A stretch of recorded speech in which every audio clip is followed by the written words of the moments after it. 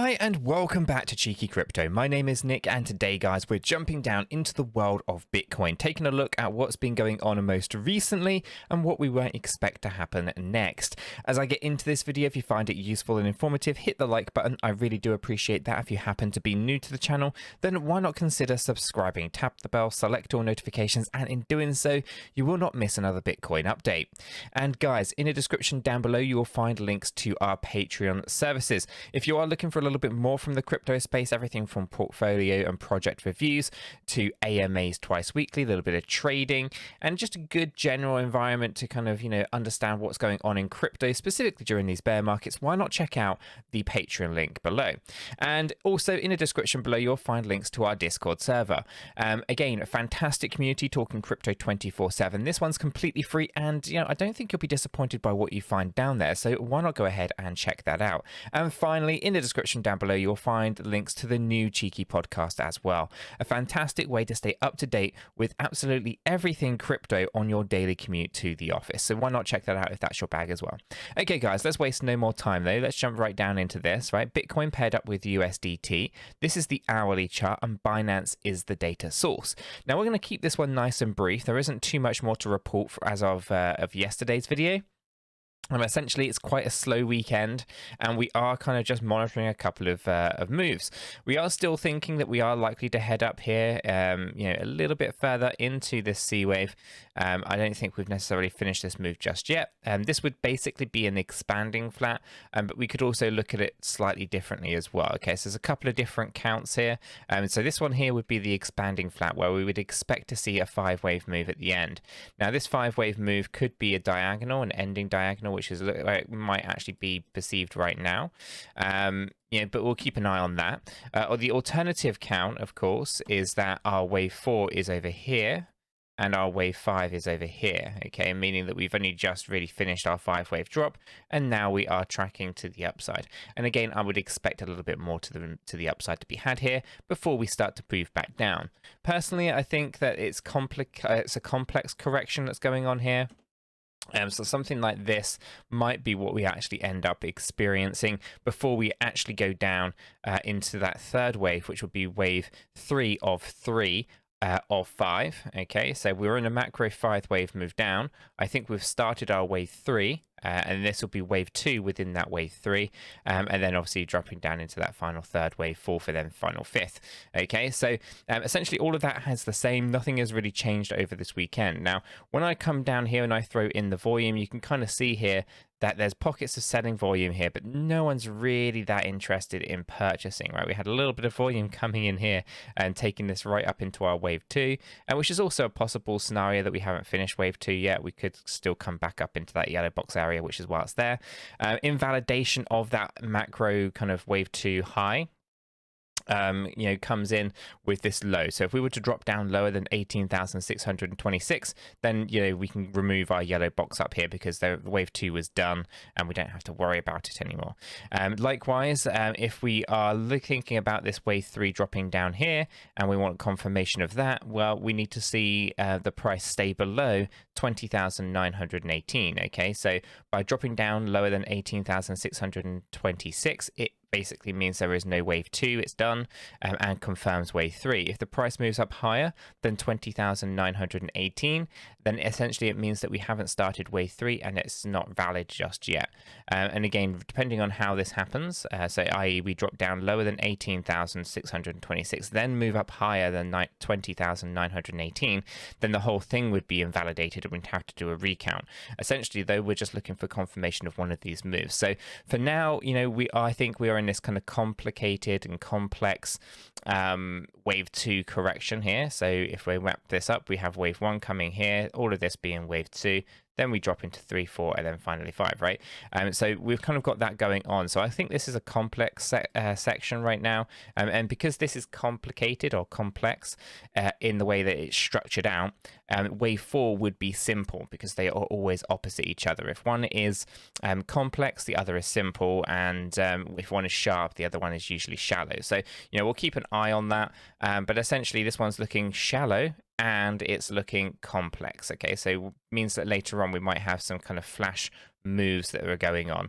Though because the simple nature of this one, this wave 2 on the macro, would mean that we'd have a complex wave 4 on the macro later. Okay, and so all of that noting, all of those kind of moves, you know, we're still kind of sitting here waiting for that next move. I think the next kind of small micro movements are to the upside. So if we actually throw on our stochastic here, you can see that we're oversold on our hourly chart. Okay, so this is going to be indicating that we are likely to move on up just a fraction more. And again, we could look at this as some kind of A, B, C, or 3-wave structure just to the upside here. Probably falling short of that little yellow box area, and then obviously, you know, really coming out of this area altogether and coming back down afterwards. On the 4-hourly chart, you can see that here we're kind of, you know, progressing, you know, to the upside a tad here, back to the overbought area. So what we could see here is a slight move up to the overbought area on our 4-hour chart when we have that move upwards, and basically become overbought. Now this is important because our 8-hour chart is also progressing to the upside, meaning that it is almost overbought. Okay, so essentially, you know, we're thinking of this corrective move. We're almost aligning our stochastic RSIs, which are our momentum indicator, to basically telling us that there's likely going to be a shift in that momentum. We're going to see the price push back down. Okay, so if we take a look at the daily, you can see that we're oversold. So our weekly, our monthly, and our daily are now pretty much aligned, saying that there's going to be a macro move to the upside in the very near future.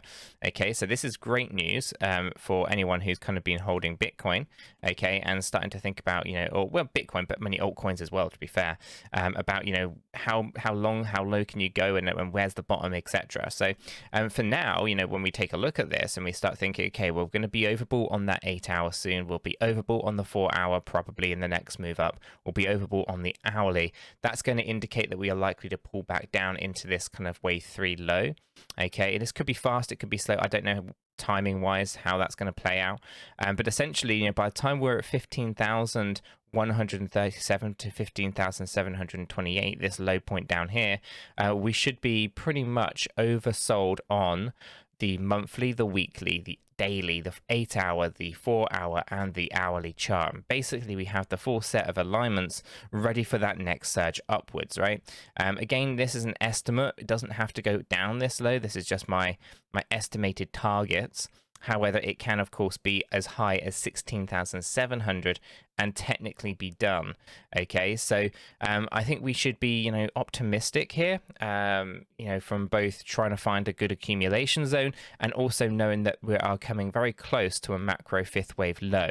Okay, so essentially, if I were to zoom back out and actually pull this onto the 4-hourly just to show this to you, right, this is where the journey has taken us so far, right? It's a big 3-3-5 correction, with a 5th wave being overextended with 5 waves.